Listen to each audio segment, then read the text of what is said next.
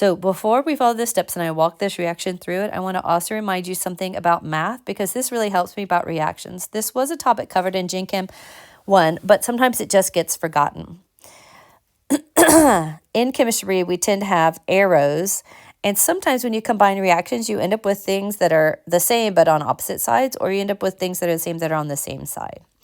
If I were to turn this into a math problem where like the H2O was an X, and then the O was like a Y, and then this part, the H's were all Z's, it would look like this. 5X plus 6Y equals X plus 5Z plus 6Z. So what would you do in that case with math? Well, the first thing you would probably do is see that the Z's are on the same side and that it's okay to add them. And so you would say, okay, I'm going to call that 11Z. And then the next thing you might say is, oh, I've got some X's on both sides. I'm going to subtract the least X, so it's this one. So I'm going to do minus X from both sides.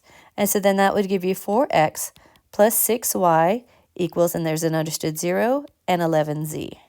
You can do the same thing, exactly what I just did, and you can do that with reactions. So in this case, if I had this reaction, what I basically can do is I can look on both sides, and it's kind of like saying, okay, I'm adding these two guys. I'm keeping my water for a second, and I'm just adding them because they're on the same side. So that's 11H plus, 5H2O, and 6O. Now, then I can also say, oh, look, I've got water on both sides, so minus water. That leaves me with 4 waters on one side, plus 6O2 goes to 11H. And of course, the way I have this, it's ridiculous because I'm just using it for an example and things aren't balanced on both sides.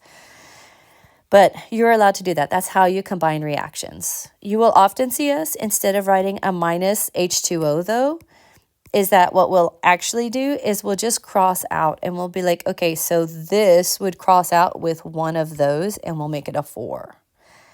But if that makes you uncomfortable and you want to subtract, you can do that. So just remember,